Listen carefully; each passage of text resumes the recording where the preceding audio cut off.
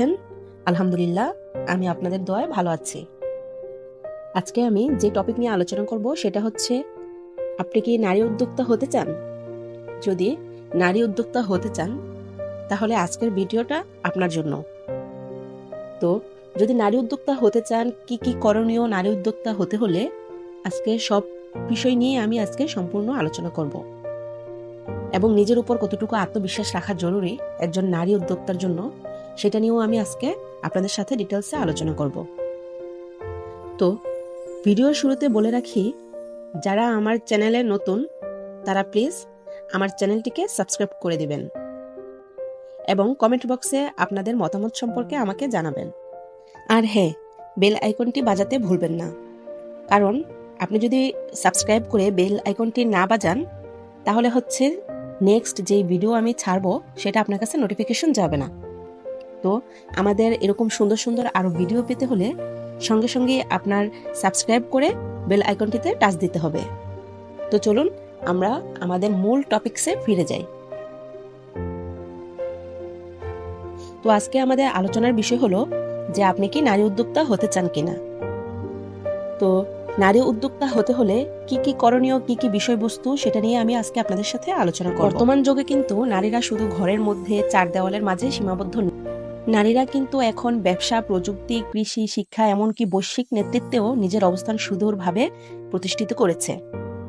একজন সফল নারী উদ্যোক্তা হতে হলে শুধু স্বপ্ন দেখলেই কিন্তু হয় না, প্রয়োজন অনেক পরিকল্পনা, নিজের প্রতি আত্মবিশ্বাস, জ্ঞান এবং নিরবচ্ছিন্ন পরিশ্রম। তো আজকে চলুন আমরা জেনে নেই নারী উদ্যোক্তা হওয়ার জন্য আমাদের কি কি করণীয়। অনেক ফ্যামিলিতেই আছেন যে পড়াশোনা করেছে কিন্তু জব করতে দিতে রাজি না। অনেক ফ্যামিলি জব করতে সাপোর্ট দিচ্ছে না, কিন্তু সেই নারীরা ঘরে বসেই আর সময় নষ্ট করে না। তারা বিভিন্ন অনলাইনে অফলাইনে ব্যবসা করে অনেকটা এগিয়ে গিয়েছে।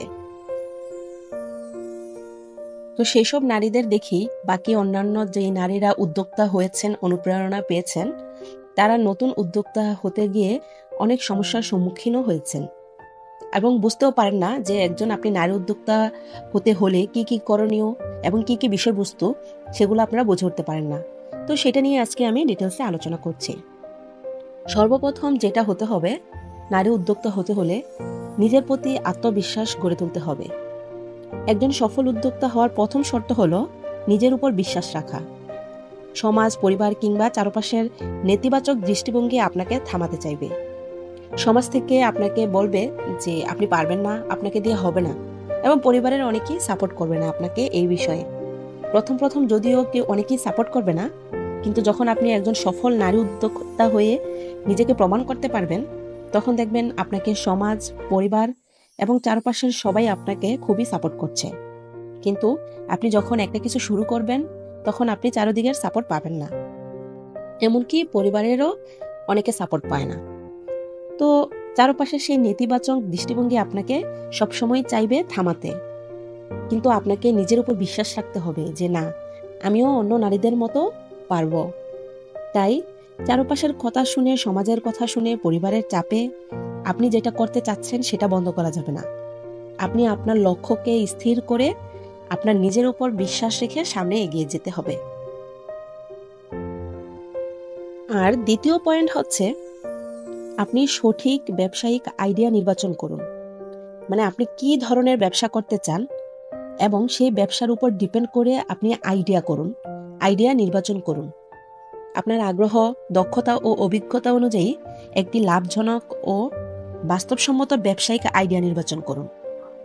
এটি হতে পারে আপনার অনলাইন হস্তশিল্প বিক্রি, খাবারের home delivery, boutiques, e-commerce, freelancing, মানে মোট কথা আপনি যেই কাজটা পারেন। আপনি যদি রান্নাবান্না পারেন, আপনি সেটা হোম ডেলিভারি নিয়ে কাজ করতে পারেন খাবারের, বা যদি আমার মতো হাতের কাজ পারেন, আপনি সেটা নিয়েও এগিয়ে যেতে পারেন। এখন অনেক কাজ আছে, অনেক মেয়েরা অনেক ধরনের কাজ পারে, কেউ টেলার্সের কাজ করতে পারে। তো যেইটা আপনি কাজ পারেন সেটা নিয়ে এগিয়ে যাবেন, আর সেটা নিয়ে প্রচুর অনলাইনে আপনি পড়াশোনা করবেন, কিভাবে কি করা যায়, কিভাবে একটা ব্যবসার জন্য আইডিয়া নির্বাচন করা যায়, সেগুলো আগে ঠিক করতে হবে, তারপর আপনি সামনে এগিয়ে যাবেন। আর হচ্ছে গিয়ে 3 নম্বরটা হচ্ছে গিয়ে পরিকল্পনা তৈরি করুন। এটা খুবই গুরুত্বপূর্ণ একটি অংশ। ব্যবসা শুরু করার আগে একটি সুস্পষ্ট পরিকল্পনা তৈরি করুন, যে পরিকল্পনাতে থাকবে বাজেট, লক্ষ্য এবং মার্কেট রিসার্চ, প্রতিযোগিতা বিশ্লেষণ এবং বিভিন্ন কৌশল এবং সম্ভাব্য ঝুঁকি। আপনি এগুলা পরিকল্পনা তৈরি করে সামনে এগিয়ে যেতে হবে। আর হচ্ছে গিয়ে দক্ষতা অর্জন করুন। আপনি যে বিষয় নিয়ে কাজ করতে যাচ্ছেন, যে সেক্টরে আপনি ব্যবসা শুরু করতে চাচ্ছেন, সেই বিষয়ে আগে প্রশিক্ষণ নিন। আগে নিজেকে দক্ষতা অর্জন করুন। দক্ষতা অর্জন করে সেটা মার্কেটিং করুন এবং accounting, customer service, digital marketing ইত্যাদি বিষয়ে ঘরে বসেই অনলাইনে আপনি সেই কোর্স করে দক্ষতা অর্জন করতে পারেন। যেমন আপনি কাউকে দেখেই শুরু করলেন যে আমি ওইটা করা শুরু করে দিব। সাপোজ ধরেন আমি হাতের কাজ পারি, আপনি দেখা দেখে আমি হাতের কাজ পারি দেখে আপনি এটা দেখে শুরু করে দিলেন, কিন্তু এটার মধ্যে আপনার কোনো জ্ঞান নেই, দক্ষতা অর্জন নেই। আপনি কিন্তু তাহলে ব্যবসার ক্ষেত্রে বেশি দিন টিকে থাকতে পারবেন না। এই জন্য আগে একটা কিছু শুরু করার আগে নিজেকে দক্ষ করে তুলুন, দক্ষতা অর্জন করুন। তারপরে হচ্ছে গিয়ে ছোট পরিসরে শুরু করুন। মানে আপনি যখন উদ্যোগ নিবেন, উদ্যোক্তা জীবনে প্রথমেই অনেক টাকা ইনভেস্ট করে ফেলবেন না। প্রথমেই ছোট পরিসরে শুরু করতে হবে। একেবারে বড় পরিসরে শুরু করবেন না, ছোট করে শুরু করবেন, অল্প টাকা দিয়ে শুরু করবেন। তারপর হচ্ছে গিয়ে আপনি আপনার ব্যবসার সেল দেখে ধীরে ধীরে আপনার ব্যবসাটাকে বাড়াবেন। তাহলে কিন্তু ঝুঁকি কমে। আপনি অর্ডার পেলেন না প্রথম প্রথম, কিন্তু অনেক কিছু কিনে রেখে দিলেন, তারপর দেখা গেল আপনি বেশি অনলাইনে অ্যাক্টিভ না থাকার কারণে সেল হইল না, তখন আপনার এগুলো লস গেল। এই জন্য আগে প্রথমেই বড় পরিসরে শুরু করা যাবে না, অল্প পরিসরে শুরু করতে হবে। তারপর সেল দেখে ধীরে ধীরে ব্যবসাটাকে বাড়াতে হবে। তাহলে ব্যবসার ক্ষেত্রে লস হওয়া ঝুঁকিপূর্ণ খুবই কম। আর হচ্ছে গিয়ে নেটওয়ার্ক তৈরি করুন। নেটওয়ার্ক তৈরি করা হচ্ছে যে অন্যান্য উদ্যোক্তা, যে আরো অনেক উদ্যোক্তা আছে অনলাইনে, সেই অন্যান্য উদ্যোক্তা, বিজনেস ফোরাম, স্থানীয় চেম্বার অফ কমার্স বা নারীদের সংগঠনের সাথে যুক্ত হন। যেমন অনলাইনে হচ্ছে বিভিন্ন গ্রুপ আছে ফেসবুকে, হ্যান্ড এমব্রয়ডারি গ্রুপ, খাবারের নিয়ে কাজ করলে সেখানেও গ্রুপ আছে। আপনি যে সাইট নিয়ে কাজ করবেন সেখানে ফেসবুকে দেখবেন বিভিন্ন গ্রুপ আছে, আপনি সেই গ্রুপগুলোতে যুক্ত হবেন। তাহলে হবে কি, আপনি এই গ্রুপগুলোর মাধ্যমে যারা পুরনো উদ্যোক্তা, যারা অনেক অভিজ্ঞ উদ্যোক্তা, তাদের থেকে আপনি নতুন নতুন সুযোগ ও পরামর্শ পাবেন। অনেক উদ্যোক্তা আছে যে প্রোডাক্ট পোস্ট দিয়ে তারপর হচ্ছে গিয়ে সে তার বিভিন্ন মতামত ব্যক্ত করে, সেখান থেকে কিন্তু আপনি নতুন নতুন সুযোগ পাবেন, নতুন নতুন পরামর্শ পাবেন। তো এই জন্যই কিন্তু অনলাইনে নেটওয়ার্ক তৈরি করতে হবে। আরেকটা হচ্ছে অনলাইন উপস্থিতি নিশ্চিত করুন। বর্তমানে অনলাইনে মার্কেটিং খুবই গুরুত্বপূর্ণ। আপনি যেহেতু নারী উদ্যোক্তা, সেটা হোক অনলাইন উদ্যোক্তা বা অফলাইন উদ্যোক্তা, আপনি যেই সাইটে উদ্যোগ নেন না কেন সেটা অনলাইন উপস্থিতি নিশ্চিত করতে হবে। কারণ এখন যে সোশ্যাল মিডিয়া যুগ, সেটা খুবই তাড়াতাড়ি নিজেকে পরিচিতি পাওয়া যায়। তো নিজের পরিচিতি বাড়ানোর জন্য অনলাইন উপস্থিতি নিশ্চিত করা খুবই জরুরি। মানে হচ্ছে কি, অনলাইনে আপনি যত বেশি অ্যাক্টিভ থাকবেন, যত বেশি গ্রুপগুলোতে অ্যাক্টিভ থাকবেন, তত বেশি আপনার পণ্য বা আপনি খুব তাড়াতাড়ি এবং দ্রুত পরিচিতি বাড়াতে পারবেন। এই জন্য অনলাইনে অ্যাক্টিভ থাকাটাকে নিশ্চিত করতে হবে। তো বর্তমানে অনলাইন মার্কেটিং খুবই কিন্তু গুরুত্বপূর্ণ। যেমন Facebook page, website, Instagram, YouTube ইত্যাদি আপনার পণ্য বা সেবা প্রচার করুন। আপনি যে পণ্য নিয়ে কাজ করতেছেন সেগুলো আপনি Instagram, website, Facebook page, YouTube এগুলার মাধ্যমে আপনি আপনার পণ্যকে প্রচার করতে থাকুন। আপনি যখন প্রচার করবেন এভাবেই প্রসার বাড়বে। তো এভাবেই হলো আপনার ডিজিটাল প্ল্যাটফর্মে, সোশ্যাল মিডিয়াতে আপনার একটি পণ্যের ব্র্যান্ড গড়ে তুলবেন। এবং আরেকটি ইম্পর্ট্যান্ট জিনিস হচ্ছে ধৈর্য এবং নিয়ম মাফিক কাজ করে যাওয়া। অনলাইনে উদ্যোক্তা হতে হলে আগে প্রচুর প্রচুর ধৈর্য ধারণ করতে হবে, ঠিক আছে? ব্যবসার শুরুতেই কিন্তু লাভ আসবে না, অনেক সময় ভুল হবে, ক্ষতি হবে, কিন্তু থেমে থাকলে চলবে না। ধৈর্য ধরে নিয়মিত পরিশ্রম করতে হবে। আমি যখন অনলাইনে ব্যবসা শুরু করেছি তখন কিন্তু প্রথমেই কিন্তু আমার সেল হয়নি।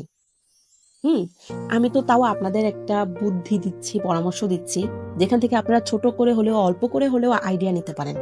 কিন্তু আমি যখন শুরু করেছি তখন এরকম আইডিয়া পাইনি। নিজে থেকে যতটুকু এগিয়ে গিয়েছি আজ এই পর্যন্ত, আলহামদুলিল্লাহ।